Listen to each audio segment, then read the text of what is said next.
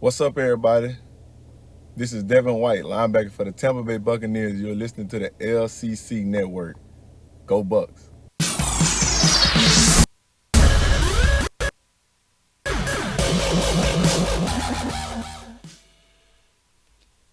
Hey everyone, welcome to the Commissioner's Clubhouse for on the LCC Network for week 1 of 2021 of the 2021 offseason. We are here. We survived 2020. I don't know. I mean, it just feels like this huge weight has been lifted off my shoulders, at least. Like it's a whole new year. Move on from everything in 2020, me losing the playoffs, all of that stuff. But and there's a pandemic, of course. But in all seriousness, no, Jordan almost messed your name up. I've got Jordan on the show with me tonight, my co-commissioner, my partner in crime, my handyman, everything. Jordan is here. I'm handyman. You're my handyman. What's up? Nothing much, man. Happy to be here in 2021 also. Yeah, Be rid of the 2020 vibes. But yeah, we're here for the first part of the year. We are. And tonight, guys, we're going to be breaking down a couple things. First, big announcement. We officially have a sponsor, and we officially are a sponsor of the RBCDL, the Retro Bowl College Dynasty League. Those guys were, are willing to grant us a bowl game, the sponsor, which is the Myrtle Beach Bowl, baby. Woo! The Dirty Myrtle Bowl. Dirty Myrtle Bowl. That's Jordan already got his tramp stamp and everything. He's ready to go. Yeah, I'm ready. Yeah, but anyways, yeah, we're sponsoring that. We've got 2 teams. I'm trying to pull up. I've already forgotten who they are, honestly. Miami and Temple. That's right. We got the Hurricanes and the Owls in our Myrtle Beach Bowl that we're sponsoring. It's pretty exciting. I did the graphic for it, put that out on Twitter. It looks pretty amazing, I feel like. But yeah, let us know who you guys think is going to win that. If you want to take a look on Twitter, or if you want us to share it and group me, we can definitely do that too. And if anyone out there is listening, feel free to reach out about joining the league. And we always have spots come open every offseason, and we love to kind of have a wait list going on. That way it's easier for us to replace people on the fly if we have to. But yeah, we'll keep on moving, though, to our other things we're going to be talking about this episode. Big thing, if you didn't know, the Spurs, that's Cameron, won Little Critter Bowl 11 against primetime players. That's Daquan. We had a rematch, the same outcome. Happened a different way. Daquan actually did set his lineup in the Little Critter Bowl this time. He didn't accidentally forget at the last second to swap a guy out. But honestly, I know Cameron won by a decent margin, but they both put up big boy points in the Little Critter Bowl. There wasn't a team that, just performed terribly. They both performed great. It's just Cameron's team was, firing on all cylinders when it mattered most. And kudos to him for that. So we're going to break down what happened in Little Critter Bowl 11. And then we're going to kind of go over what we got right, what we got wrong in 2020 going into the season, and both owner expectations, player expectations, all that kind of stuff. So we get a jam-packed episode. Are you ready to kick this off, Jordan? I'm ready, and I'll send my first official podcast congratulations to Mr. Cameron Nugent. Way to take it back to back, guy. Congrats. I know it feels good. Congratulations. He did it. I don't even know what it feels like. I can't relate. I can only relate to misery. But no, let's go ahead and kick this segment off.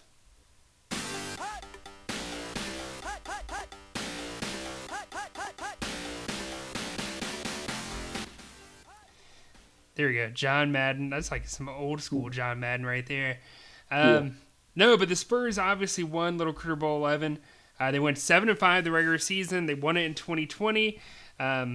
It was a scenario. We knew Cameron's team was pretty good in the offseason, but I would say by week 6 or before week 6, we were pretty much already counting him out, I feel like, mentally at least. Mathematically, he was still in the playoff race, of course, as he made it, but I feel like we kind of thought, what are the odds of him really getting into this point? I mean, Big Oz is having a pretty good season, unlike the last season. And for a minute, it looked like pretty much almost everyone in our division, Jordan, was about to make the playoffs, all but Yeah. Storm at least. But Cameron he kept it going, dude. He just kept the ball rolling for him, and He it definitely paid turned off. it around. He had some rough luck early, but rode out his rough patch, and he hit big, of course, with Derrick Henry being the rushing king again this year. But yeah, I mean, can't do anything but credit Cameron. As much as some people might hate it or love it, we just got to respect his hustle right now. Yeah, I mean that's pretty much all you can do. Just try to beat the champ, you know. Yeah. By the way, here's a fun fact: out of the top 32 players in the Little Critter Clubhouse, how many of them are on Cameron's team? I'll say 3. 4. Cameron had 4 guys in the top 32, which is pretty good. 2 of them were Yeah, the top 10, with that that would get it being done. Derrick Henry and Aaron Rodgers. And then his other 2 were Malcolm Butler, who was number 22 overall, and then Joe Butler, who was 25 overall. If that kind of paints you a picture, Cameron's team was very balanced in his starting lineup. He had a very strong defense and a strong offense to Did you counteract say that. Joe Butler? Malcolm Butler. Which Butler did I say? Okay, I thought you said Malcolm Butler and then Joe Butler. No, Malcolm Butler and Joe Schobert. Sorry. Sure, okay. Yeah. I was racking my brain for a second. But Who's Joe Butler? I know. And I mean, here's the thing though. How many defensive guys do you think finished in the top 32? 14. Well, it's actually 15. So if that gives you a picture there in terms of, where is value at per offense, per defense, I would say it's kind of really misleading, because here's the deal: out of pretty much all of the offensive players who made the top 32, the majority of them were quarterbacks, because our league values quarterbacks more. You probably had close to about 15 quarterbacks. No, I shouldn't say that. That's an exaggeration. But literally almost all of the offensive players were quarterbacks, except guys like Derrick Henry, who was number 8, Dalvin Cook, who was number 14, Alvin Kamara, who's number 16, and that was it. Oh, sorry, Devontae Adams, who was number 27, but that was it. You had like maybe 5 guys who weren't a quarterback who made the top 32, that were offensive players at least. So that kind of tells you where guys finish, like in terms of points per game, just overall. But Cameron had one of the best quarterbacks, one of the best running backs, and then the defense followed suit. So that's kind of how we got there. We talked about it, Jordan, heading into Little Critter Bowl 11, but Daquan desperately needed a running back that final week. Yeah, it was rough being without James Robinson. Robinson had a killer rookie season. He added PPR value, and then at the last second, he was trying to replace him, and there wasn't much value there to replace him.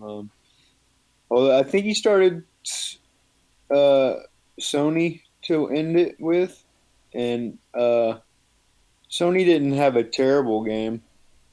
Like he did better than I expected, but he needed a heck of a game from his last player to try to track Cameron down, which didn't happen. But yeah, it was he was on the struggle bus with finding the back to be in a championship game.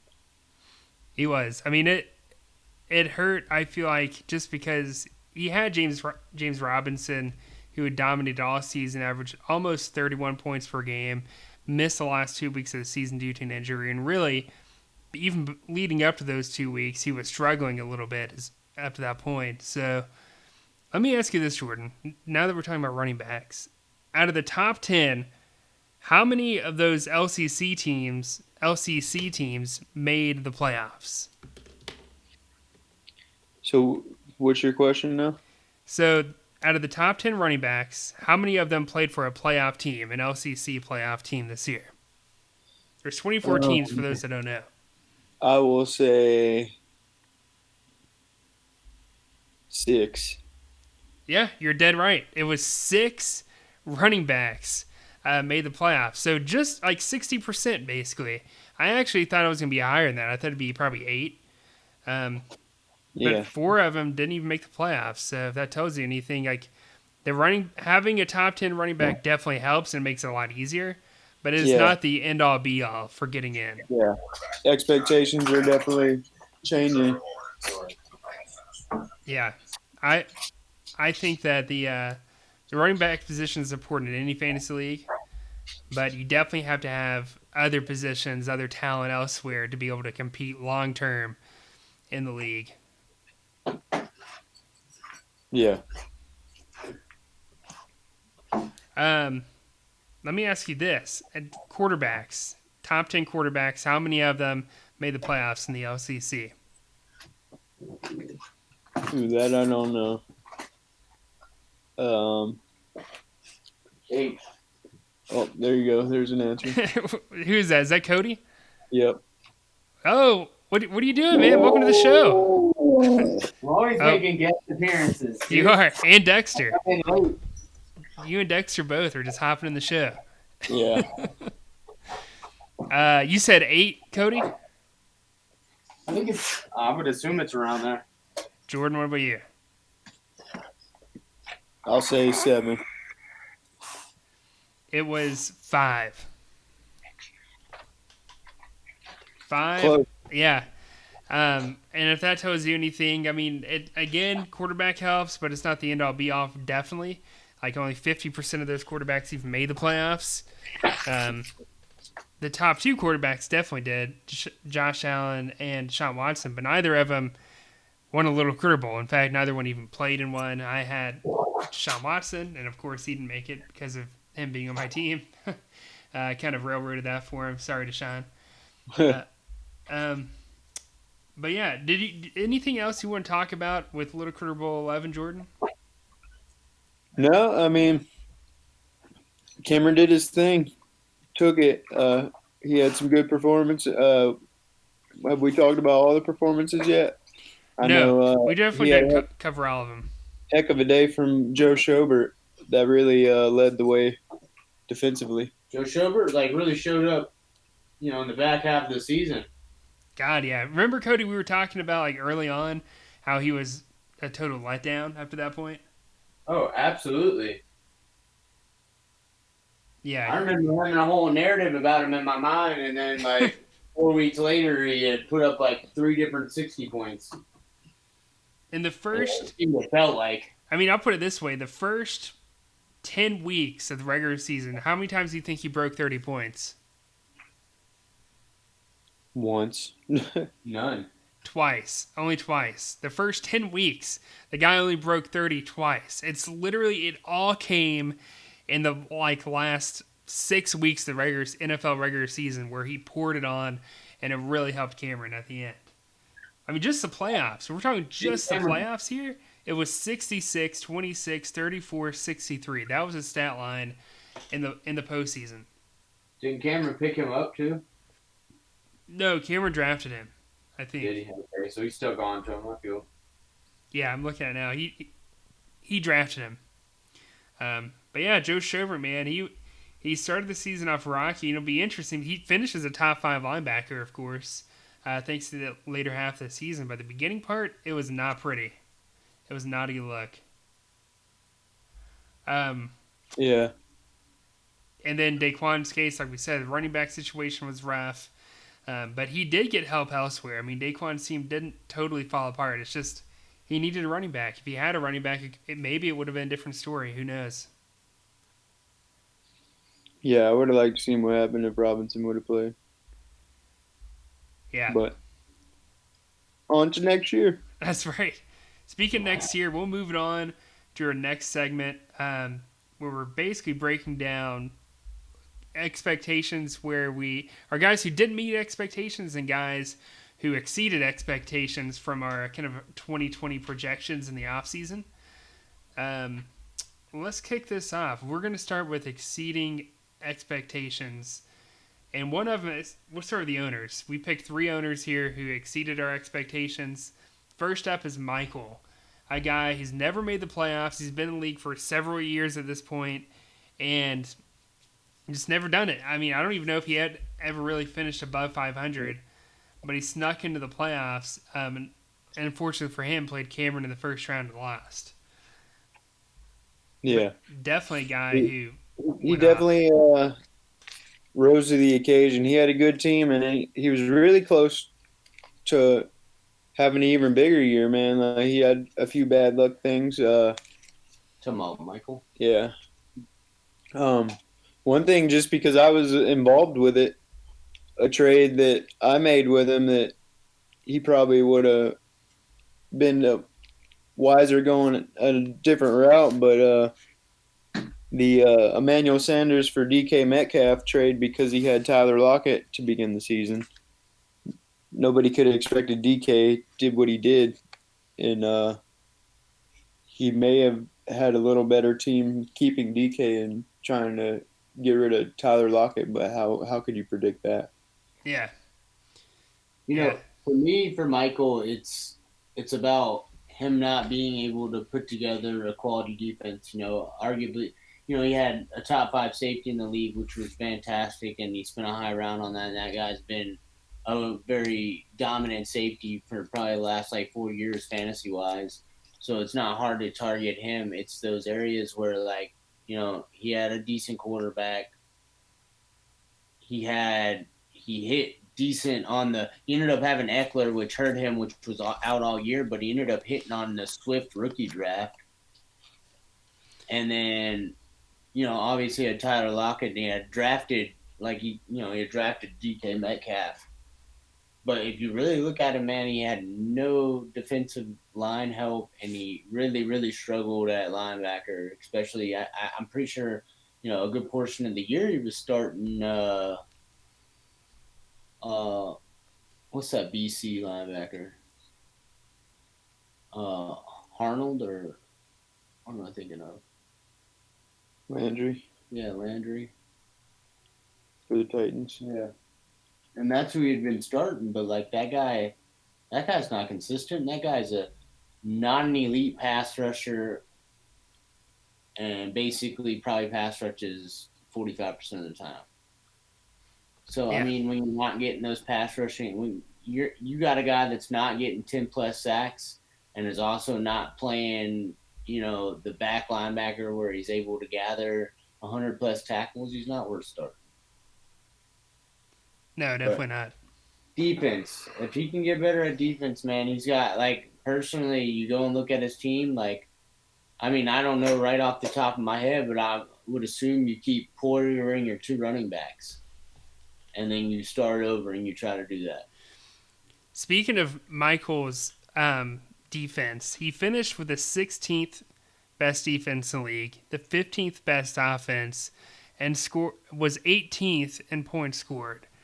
And I know that sounds super underwhelming to most people, and well, how the hell did he make the playoffs? Why are you even talking about him about exceeding expectations? Here's what Michael did exceptionally well, better than most people in the league. It was his lineup efficiency. It was 90%.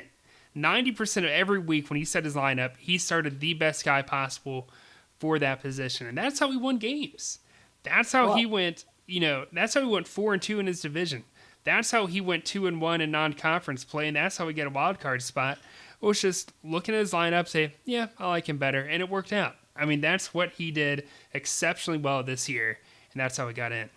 Well, I mean, he's not. If you go and look at his team, he's not the most relatively deep team. Yeah. And I think he struggles at gathering talent. Maybe not so much the starting lineup, so as a whole, but gathering talent in a whole team. People that win championships, they end up going through these spurts where guys aren't around and they're able to get through it. You know what I'm saying? I remember in one year I had, Deion Jones was out for the year, and I still ended up winning it. Because I had Leonard. I ended up having Leonard hit, and I had Blake Martinez. He doesn't build that type of depth. in areas he needs. He really holds on to guys that are irrelevant. And I don't know if he just doesn't have the will to. This is a different section though. Like instead of saying what people did wrong, we're getting further and further from exceeding expectations. We're just gonna bash Michael for the next 15 minutes. Well, if you were diving deep into his lineup, that's how I felt about it. Yeah. So our next guy who exceeded expectations was Austin Burnett, owner of Slapdicks. This is a guy who had one of the worst teams in the league the previous season before we adjusted our roster sizes and everything. I mean, but with that said, he literally inherited 2 generations of garbage. I mean, I'm talking about the worst possible fantasy situation you could get yourself in. Like, you don't even have draft capital. You don't even have talent to start with. I mean, you have nothing at all to build off of. And that was him. And so we got a fresh start this season. And it definitely helped, I felt like. I mean, he didn't have the running back consistency that he wanted. In fact, he really didn't have a running back at all season. But he built a really good team around where his biggest weak spot was. And it paid off for him. He finished 7th overall in scoring. And from the looks of things, he finished 1, 2, 3, 4, 5. He had the 6th best offense in the league. And that's without a running back. I mean, that's with one of the worst running back cores in the league. He still finished 6th in total offensive scoring. And on the defensive side of the ball, I'm trying to pull it up right now, honestly. It's going to make me work for it. Okay, here we go. 1, 2, 3, 4, 5, 6, 7, 8, 9, 10, 11. Yeah, he had like kind of a back end defense below the top 16. So it was his offense, his quarterback and receiving core is really what helped Big Os during 2020. Yeah, he had quite the turnaround from what that team had been used to. Yeah, he did. I mean, and he wasn't in an easy division by any means either. I mean, when you go and look, I mean, he was in a division with Cody, with Michael, and Cameron. Well, Cameron and Michael both made the playoffs along with Austin, so that tells you anything. I mean, that was a pretty tough division. Yeah. He also had a high efficiency of 88.9%. He went 4-2 in division play, 5-4 conference play, 2-1 in non-conference play, and he did really well. I felt like, all things considered.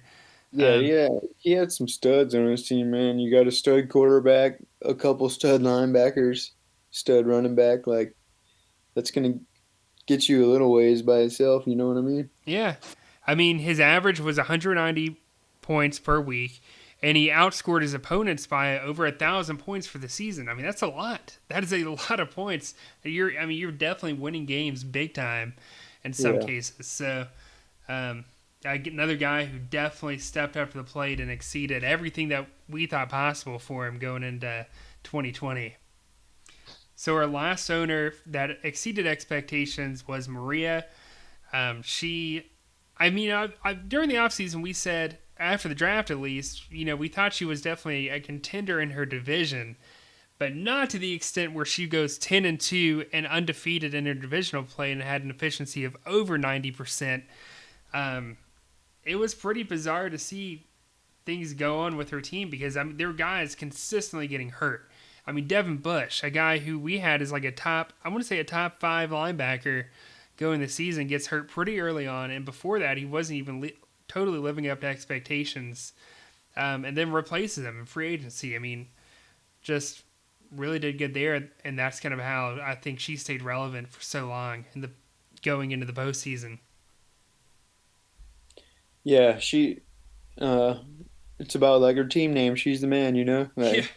She just kept it going. I would have liked to seen her team if Devin Bush did stay healthy because I think he would have definitely came along and started firing off some numbers. But I mean, she had the 6th best defense even without him. Yeah, if that tells you anything. That's what I'm saying. Like, she could have had a really stout defense, but Alvin did his thing this year. That was a great pick. If only she would have been in the title game with Alvin Good God, could Kamara. you You imagine? know, Can that you would have been imagine? a pissed off other side. Like I think I looked. I want to say he had like 80 something points in that game where he 84, went off. 84. Oh my God. And that's not the first game. Like it's not like he did it every time, but he's put up 84. He's put up a 55. He's put up a 69. Like he put up some games. Like Yeah. And even with Alvin Kamara, though, her offense was actually her weak spot. It was the 15th best yeah, offense in the league. But Alvin Kamara is what really kept it even relevant at that point. It probably would have been like 20 or something if it wasn't for Kamara. It was their defense that really kept her in the ball games. yeah. I think she kind of felt like a Drew Brees kind of hit a cliff with his stats wise, and she kind of felt it fantasy wise. Especially when she missed a little. I think it was a 4 game stretch that Brees missed, Yeah, it and was then something like that. I'm pretty sure he got hurt in another game, so he probably missed 4.5 games. So him not putting up elite numbers that he has in the past hurt her cause on the offensive end. So for we're going to kick it off with our exceeding expectations, and we won't go into a ton of detail here because I know we're kind of limited on time. We're already at 26 minutes here, and we still got to go over guys who didn't meet expectations. First player who exceeded, Justin Herbert. We ranked him in the offseason as the 29th best fantasy quarterback going into 2020. And again, he finished number 7 overall at quarterback. So the dude just blew it up this season. Justin Herbert, just a freak of nature, I feel like, as a rookie. I mean, his future is so bright in LA. I think the Chargers have something special with him. Yeah, definitely. I mean, Tyrod was supposed to be the starter at first, so definitely couldn't rank him much higher than that. And then team doctor punctures Tyrod's lungs, cut to Yeah, Justin Herbert breaks the rookie touchdown record. yeah, just crazy. I mean, we all thought it would be a couple weeks before he even got to be relevant, but he came on pretty early, actually, because of that injury. Um, Next guy who exceeded expectations, Josh Allen. We actually had him ranked as QB 10 going into 2020, but he finishes the best quarterback and the league leading scorer. I mean, Josh Allen, a freak of nature in every fantasy league. It's not just an LCC thing. Trust me, I've played in other leagues this season, and he dominated in every league I played. I can't imagine someone not being interested in Josh Allen going into 2021. I think everyone probably expects him to regress a little bit, but he should be a top 3 quarterback in most people's projections going into next year or this year. Sorry. Definitely, man. I always say he's the white Cam Newton. Like Literally. he's already a way better passer than Cam. Yeah. It helps that he has a receiver like Stephon Diggs, but I'll still give him the credit he deserves. Next player up that exceeded expectations, David Montgomery. This blew me away when I was looking at running back rankings this evening.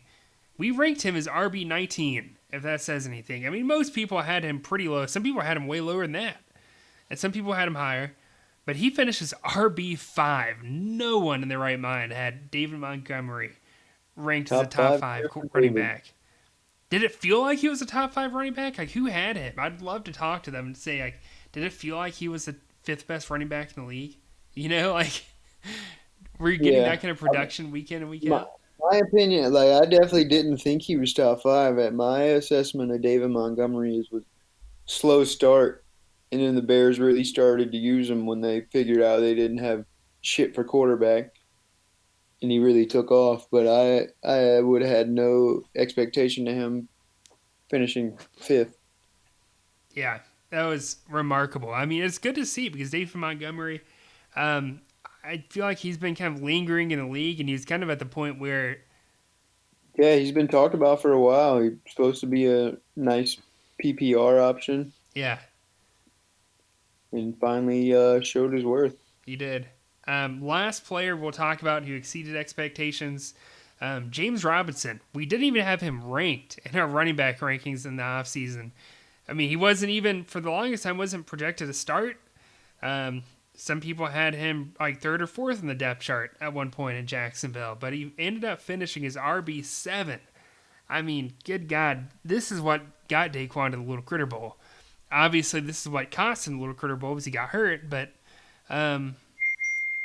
yeah, James Robinson, I don't even know what to say about him other than that guy's a stud, and the way that Jacksonville used him was better, really, than the way they used Leonard Fournette, in my opinion. Definitely. There's always there's always players like that, and I want to say especially always backs that like. I mean, he's not even drafted in real life. Yeah, Like this is yeah, a free agent coming in, but I mean, if you got talent, teams will find you, man. And like you mentioned, the Fournette, I think they realize it's about time to that. Not that Fournette wasn't a freak, but depending on what you're trying to do on the offensive side of the ball, you need a running back with a particular set of skills. To quote Liam Neeson, but he's got hands. He can run the ball. Real life Jags are happy they found him as an undrafted running back. He's going to produce, and even more so, fantasy owners should feel pretty good about him moving forward. And this is looking way ahead, but you would have to assume Trevor Lawrence is the pick for the Jacksonville Jaguars in the real life draft. And in my opinion, James Robinson's stock only goes up from there. yeah, I agree. So let's move on. Let's talk about guys who just totally shit the bed. I mean, these guys did not even come close to meeting expectations the way we ranked them as owners and as players heading into 2020. So let's kick that off. Oh my God! Okay, it's happening. Everybody stay calm. What's the procedure, everyone? What's the procedure? Yeah, so we'll kick it off with a guy who won back-to-back, leading up to 2020 at least. Borderline Hall of Fame owner. He's proven his worth the past couple of seasons, to say the least. He definitely is a fantasy veteran, and I don't doubt his abilities, but he definitely shit the bed in 2020. And that's Cody. Steel Curtain had the 21st best offense in the league, if that tells you anything. Bottom of the barrel offense. It didn't come close to what we thought it would end up doing. On top of that, he ended up trading a lot of players kind of, I would say, towards the later half of the trade deadline, kind of preparing for 2021 to some degree. And I know it had to have left a bad taste in his mouth, and he's probably hungry going into 2021. Yeah, definitely. I know it's not the season he was looking forward to, especially after winning those two titles. But it is what it is. He had a rough year. I think he did do a good job at, like you said, making some trades closer to the deadline to try to gear up for next season to try to flip this whole thing around. But he started the year with Zeke, and just once Dak went down, like Zeke was going to be helpless with stack boxes and stuff. But I think he did a really nice job flipping him for Saquon Barkley, who was hurt. But going into a keeper situation for next year, I like Barkley's pass catching ability to be the better all over back. Um, I know he had higher expectations, and I think most people did of Carson Wentz. He had some big games, but like definitely really inconsistent games. You know what I mean? Yeah. I think he was hoping he would finally come into the year healthy and find some receivers and be a steady fantasy quarterback with what he could do with his arms and his legs, and it just didn't happen. So I know he's looking forward to next year, and we'll see what he can start off with in the off season to get the steel curtain turned around. Yeah. And last thing to wrap up about Cody, 23rd best defense, so even worse than his offense, and 22 in overall scoring. So definitely bottom of the barrel. But honestly, it ended up helping him get an early draft pick. Without looking, I want to say he's got like a top 5 pick. Yeah, Yeah, it's definitely a top 5 pick. I just don't know the number off without actually doing the research right He now. may have somebody else's pick too that I'm Yeah. not sure about. Exactly. All All right, we'll keep it moving up now. Our other owner who shit the bed, and I mean, this is, this one actually is pretty mild, I feel like. But Colby, a guy Yeah. we thought was going to definitely make the playoffs, like we were like pretty much all but certain the last couple weeks of the season he's going to the playoffs.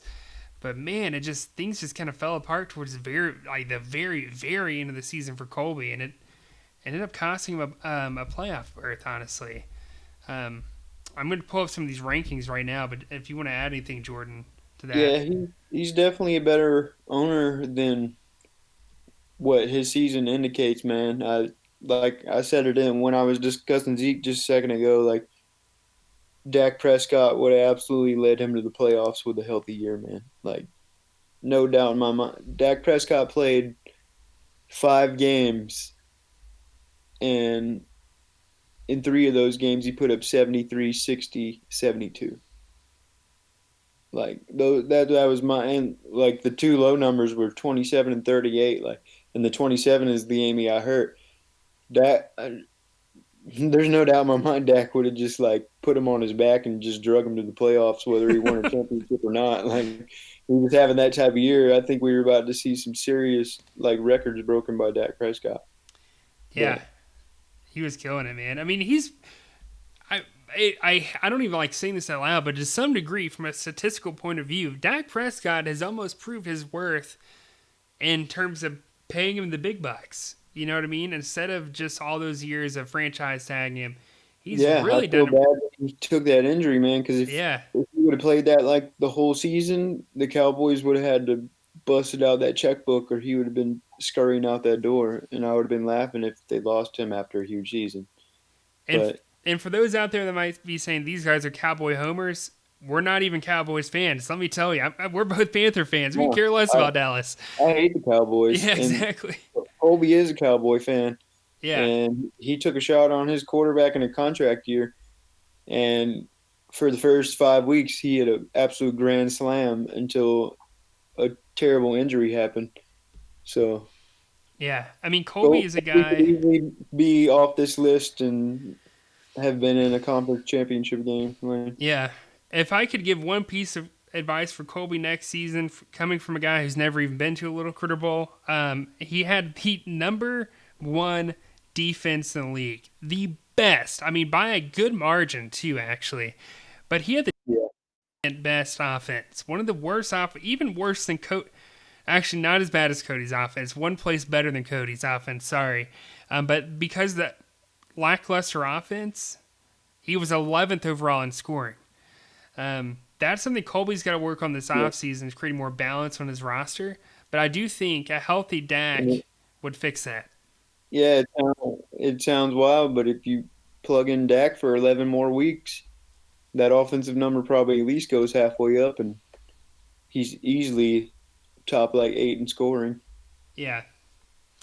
So we'll keep it moving on now. Our last shitting the bed owner or owners, it's pretty much the entire Conference A Central Division, excluding Maria, because she went in 10-2. Everyone in there finished well below 500, had a terrible season, and we expected all of those guys as legit playoff contenders throughout most of the offseason, especially early on in the offseason. Hassling Slashers, we actually picked him, I think, as the best team in that division, or some of us did. Mafali, another guy. Hunter, who had not even missed the playoffs before, finished 3-9, and went 2-4 his division, whereas Mafali went 1-5 his division, 2-10 overall record. Mondo, who's Hashling Slashers, that is 4-8.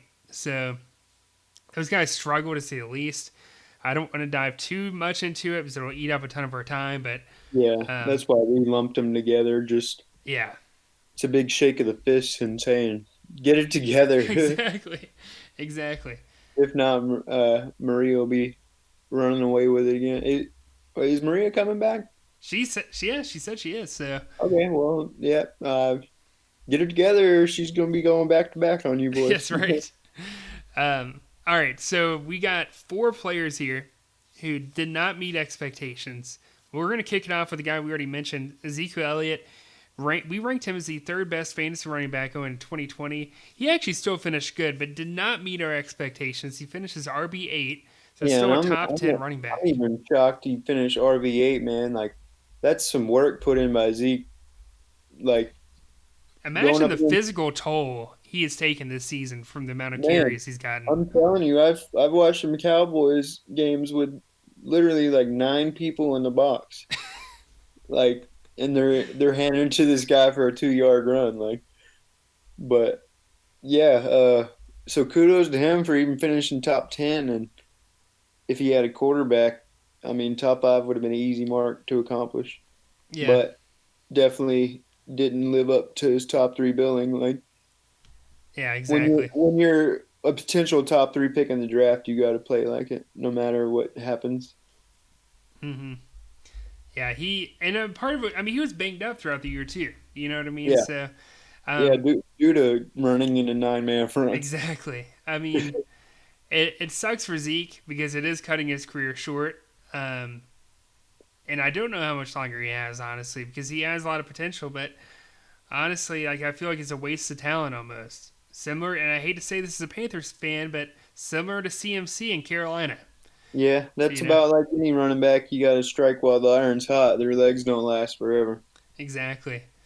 Our next guy we'll talk about, we whiffed on this one pretty bad, but it's gonna get worse. I hate to say that. DJ Moore, we ranked him as wide receiver 9, and that does include tight ends. Heading into 2020, he finishes wide receiver / tight end 20. Didn't even make the top 10. Fell well, pretty far out. And Jordan, you said it off the show. It's a quarterback situation, unfortunately. That's a big part of Telling why you, he did man, so bad. get this man a real NFL quarterback, Yeah. and you will see him consistently in the top 10. Like, And oh DJ man, Moore did lose. He missed a game due to injury. Maybe it was COVID. I can't remember. COVID. It was week 14.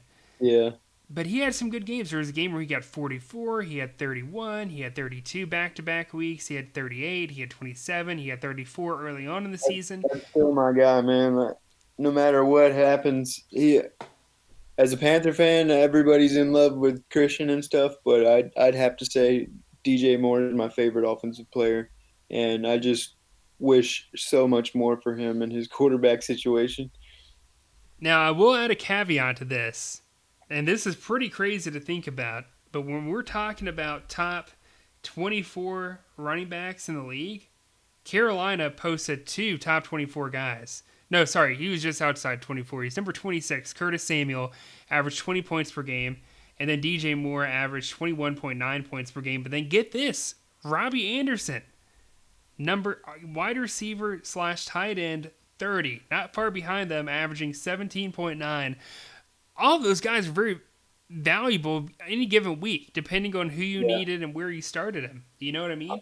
I'm a huge Curtis Samuel fan too. Probably my second favorite offensive player, and I'll miss him when we don't re-sign him. I can But, imagine um, if Carolina had more consistent play from Teddy Bridgewater. yeah, All I three of was those it's guys could have weird. finished way higher. I was literally randomly talking to Hunter about this morning, like, to not like if we had an elite quarterback, we already had 2 receivers go over 1,000 yards, and the year from Curtis Samuel, he had 850 receiving yards and went over 1,000 total yards when you add in his rushing, like you said, in his rankings. But for for us not to have a guy that can make smart reads is like there's so much more potential numbers that can come out of that group that just baffles me. And yeah, I'd like to see it with an elite guy back there. With the with Curtis Samuel having a good game Sunday, I read we're the 5th franchise to have 4 players go over 1,000 yards from the line of scrimmage That's crazy. when you count in Mike Davis rushing for 1,000. But pretty crazy production to not really have scoring production. Yeah, I mean, and here's the thing. I don't want to bash Teddy all night long, but realistically, Teddy isn't the worst quarterback to come through Carolina. In fact, Yeah. realistically, Teddy is probably a top 3 quarterback in franchise history, maybe even top 2. The difference here is Carolina had absolutely no defense for the majority of the season. I know they tightened things up there at the end a little bit. But go look at Jake Delhomme, who is just as good as Teddy, maybe even worse than Teddy Bridgewater, but actually made it to a Super Bowl and multiple playoff appearances because Carolina had a good defense to counteract that. You have to have, if you have an average quarterback in the NFL, you can still win a Super Bowl. That can still happen. But you've got to have other pieces. You can't be so one-dimensional the way Carolina was this year. And that's really what cost them. It wasn't all Teddy, but Teddy did affect I feel like the fantasy production of some of these guys, at least their ceiling, because it could have been a lot higher. Yeah. One of our first defensive player and second to last player we'll talk about tonight, Corey Littleton. This is the one, man, if we shit the bed, me, Cody, and Jameson, this is the one we shit the bed on. Corey Littleton, we ranked him as the number 3 linebacker heading into 2020, finishes LB 55. That is, we were so far off, I can't even, fathom how bad we messed that up. I thought it was weird. I was looking top 32 linebackers. Yeah, he's probably, back end of that number, and he wasn't even on there. I had to expand the search, and there he was, 55. He averaged roughly 19 points per game. He was banged up throughout the year, so it wasn't all just him being bad. But even when he was playing, though, it obviously still wasn't great because he averaged under 20 points per game. That's just unacceptable. At times we were playing middle linebacker, or sometimes they're moving you to outside. I mean, Corey Littleton had a terrible season this year, in my opinion. I don't even think he did good in real football. I think even in fantasy or real football, he had a bad year, in my opinion. It wasn't that good, especially coming off previous year's production. I think Corey Littleton has a lot to prove for anyone in fantasy football being willing to roster him going forward. Definitely surprising with what he showed in the past, but we'll see if he can rebound. Our last guy we'll talk about here, and I think maybe I'm wrong, but I think I was the highest on Tracy Walker. We ranked him as DB 10 going into 2020. He finishes DB 40, so really bad, but not as bad as the Corey Littleton projection. Tracy Walker, another guy who is banged up, so I don't want to bash him too much. I mean, realistically, when you go and look at his average, it was pretty solid for the most part, in my opinion. Let me pull him up again. Yeah, he averaged 27.3. Cody was slightly higher on him than you were, but you were both high on him. Yeah, I mean, he started the season out strong. 46 points in 14, then 56 and 26. But it was after he had an injury, I want to say it was week 9 maybe. Yeah, it was week 9, week 10. He never returned. I mean, they barely used him until the last 2 weeks. He had 39 and 69 points. I'm interested to see. I think he's worth rostering for next season, but definitely not a guy that I don't think anyone is rostering him, but he wouldn't be a keeper, in my opinion, if he was on your roster. Definitely not worth that. But he's definitely a guy to look at later in the draft. Or if he somehow falls into and he probably will actually, into the waiver wire pool, Tracy Walker might be worth looking at. Yeah. But yeah, that is it for week 1, guys, of the off season. Our goal was to get to 30 minutes. Well, we got to 48 and some change.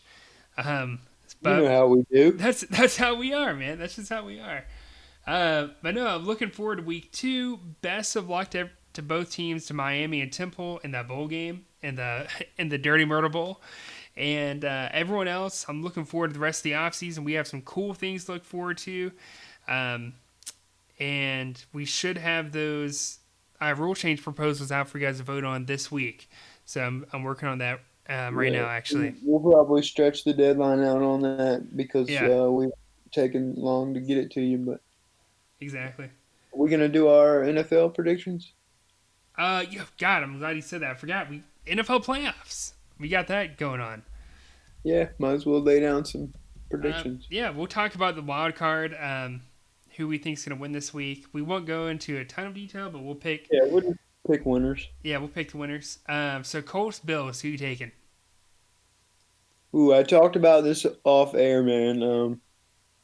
I really think the winner, like, and everybody's pick is going to be Chiefs, and rightfully so. They're great, but I really think the winner out of the Bills and Colts game can go to the Super Bowl, and I'm Yeah. dead serious. But I will go Buffalo Bills. This literally might be the best game of the entire NFL postseason, in my opinion. Buffalo and Indianapolis. I can agree with that. I think it's I going to be like super exciting. And it's I the like first both of game, these too. teams a lot. Me too. I'm going to pick Buffalo in this. I just feel like Colts playing in that, that freezing weather. Philip Rivers isn't even used to that, really. Him coming from the Carolinas, going out to San Diego and LA, now playing in a dome, or indoors at least. I think the Bills are going to win this, but in a very, very close game. Yeah. We'll talk about our next game here is the LA Rams versus Seattle Seahawks. It's in Seattle. Actually, yeah, it's in Seattle. Who are you Give me taking that? dangerous. Yeah, I'm going Seattle on this. Man, Seattle in January, it's not pretty. And I know there's no crowd or anything, but just the conditions, man. Coming from LA to Seattle in early January, that's just not a pretty picture. If you're sitting out there in 70-degree weather and going to low 40s, rainy, misty, windy weather, you don't want that. I think Seattle's going to win this. I just think they have a better team too. I think they're going to get the dub. Yeah, that's my thought. Playoff football most of the time comes down to quarterback play, and I'm taking Russell Wilson over Jared Goff every single day of the week. Yeah, yeah. Last game for Saturday is the 8:15 game. Tampa Bay going to Washington, the Washington football team. I don't think anyone in their right mind is going to pick Washington. Maybe someone will, but I'm going Tampa in that. Yeah, I hate Tampa, but I'll take Tampa. Yeah, Washington just doesn't have consistent play at quarterback. I know Alex Smith is kind of back, but Yeah, I just don't totally trust it. I'm pulling for Washington in this game. I want Ron Rivera to get a ring. I love him, and I love his storyline there with that yeah. organization right now. I really would like to see them get this win, but I don't think it's going to happen. Next game, Baltimore Ravens, Tennessee Titans. Who you picking? I'm gonna go the Ravens here. Ooh, I think they bring the defense, have a real effort at stacking up the run against Henry, and I feel like they have a good enough corners to play on islands to do that. And I'll say Lamar Jackson makes a few more plays than Tannehill, and the Ravens win. I'm going to go Titans in this, actually. Yeah, I mean it's a tight one, Yeah, but I'm going Tennessee in that. all right. Next game, we've got the Chicago Bears going to New Orleans. I've got to go Saints here, dude. I just don't see Chicago even having a chance against New Yeah, Orleans. I don't like the matchup. just like the Tampa game. I hate them, but I'm picking them. Yep. And then our last wild card game, Cleveland going to Pittsburgh. Redemption time for Pittsburgh after getting beat by the Browns. Pittsburgh had a lot of guys out that game, and I felt like we're still pretty competitive for the most part. I'm gonna actually go Pittsburgh here, although I am pulling for Cleveland because come on, dude, it's first time since 2002. Of course I want to see Yeah. them win. Yeah, I think Cleveland definitely can win, and there's a potential that they pound those two running backs to a victory. But man, I think I'll go with Ben Roethlisberger and a motivated Pittsburgh team. But don't don't be shocked if the Browns win Oh that no, game. definitely don't be shocked. I think this is a better matchup than Tampa or Washington or Chicago or New Orleans, but it's gonna be a good game. I'm just going with Pittsburgh in that.